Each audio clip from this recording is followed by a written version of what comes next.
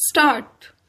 लोकतंत्र में चुनाव जनता को राजनीतिक शिक्षा देने का विश्वविद्यालय है। मानव समुदाय एवं शासन व्यवस्था की अवधारणाओं पर गौर करने से यह स्पष्ट हो जाता है कि जवाहरलाल नेहरू का यह कथन बिल्कुल सही है।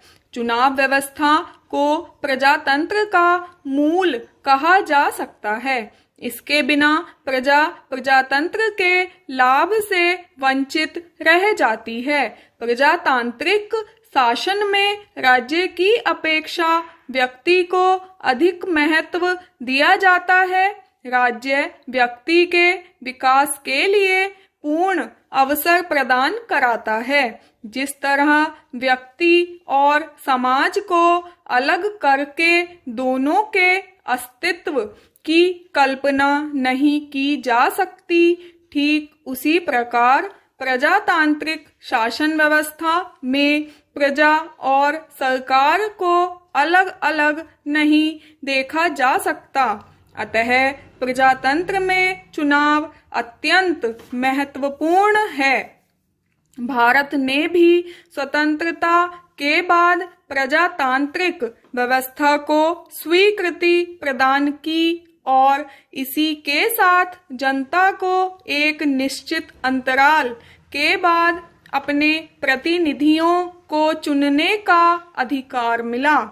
भारत के प्रत्येक नागरिक को जिसकी आयु 18 वर्ष या उससे अधिक है तथा संविधान अथवा उपयुक्त विधायिका द्वारा निर्मित किसी कानून द्वारा किसी भी आधार पर अयोग्य घोषित नहीं किया गया है, मतदान में भाग लेने का अधिकार है।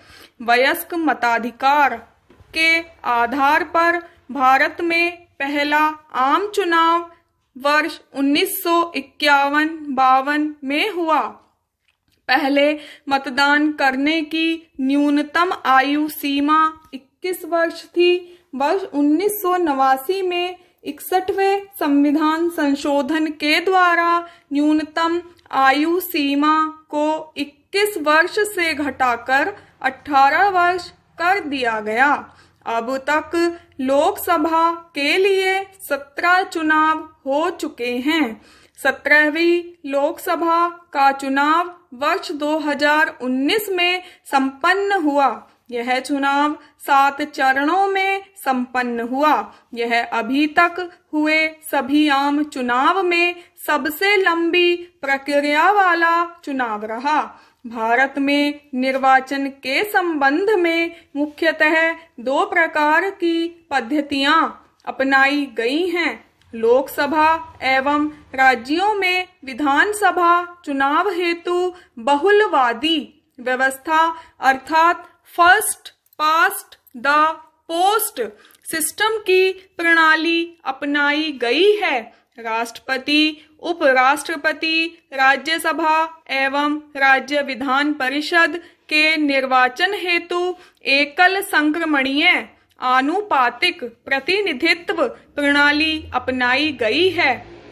भारत में लोकसभा व राज्य विधानसभाओं के चुनाव हेतु इस प्रणाली को अपनाया गया है। इस व्यवस्था के अंतर्गत पूरे देश को जनसंख्या के आधार पर विभिन्न चुनाव क्षेत्रों में बांट दिया जाता है, जिसमें मतदाता को किसी एक उम्मीदवार का चयन करना होता है। जिस उम्मीदवार को सबसे अधिक मत प्राप्त होते हैं, भले ही वे डाले गए कुल मतों के आधे से कम ही क्यों न हो, विजयी घोषित किया जाता है। इस पद्धति में सरकार के गठन का अवसर उस दल या दल समूह को प्रदान किया जाता है जिसे बहुमत के आधार पर जनादेश मिला हो। इस प्रणाली की प्रमुख त्रुटि यह है कि इसमें केवल तुलनात्मक बहुमत का ध्यान रखा जाता है, चूंकि अधिकांश मुकाबले बहुकोणीय होते हैं, अतः कई बार किसी चुनाव क्षेत्र में पड़े मतों का 30-40% मत पाने वाला प्रत्याशी भी विजेता घोषित कर दिया जाता है तथा कोई दल जिसे अल्प संख्या में मत प्राप्त हुए हैं वो भी अधिकांश सीटें जीत सकता है। एकल संक्रमणीय आनुपातिक मत प्रणाली को भारत में राष्ट्रपति, उपराष्ट्रपति, राज्यसभा व राज्य विधान परिषद के लिए चुनाव हेतु प्रयोग किया जाता है। यह निर्वाचन एक निर्वाचक मंडल द्वारा होता है। इस प्रणाली में सदस्यों के मत का मूल्य एक विधि द्वारा निर्धारित कर दिया जाता है। इस प्रणाली में हर मतदाता को एक ही बैलेट पत्र पर उतनी वरीयताएं निर्धारित करने की स्वैच्छिक छूट दी जाती है जितनी की प्रत्याशियों की संख्या हो। इस प्रक्रिया में उन प्रत्याशियों के दूसरे व उत्तरवर्ती वरीयता मतों को शेष प्रत्याशियों में वितरित कर दिया जाता है जिन्होंने न्यूनतम प्रथम वरीयता के मत पाए हों। यह प्रक्रिया तब तक जारी रहती है जब तक कि आवश्यक संख्या में प्रत्याशी न चुन लिए जाएं। ऑस्ट्रेलिया में इसे संघीय स्तर पर प्रतिनिधि सभा के चुनावों में प्रयोग किया जाता है। भारतीय संविधान के अनुच्छेद 324 में निर्वाचन या चुनाव आयोग का उपबंध किया गया है, अर्थात भारत में विभिन्न प्रकार के चुनावों को नियंत्रित एवं संचालित करने के लिए भारतीय संविधान ने चुनाव आयोग की स्थापना का प्रावधान किया है। इसमें एक मुख्य चुनाव आयुक्त होता है जिसकी नियुक्ति राष्ट्रपति करता है। भारत के पहले मुख्य चुनाव आयुक्त सुकुमार सेन थे।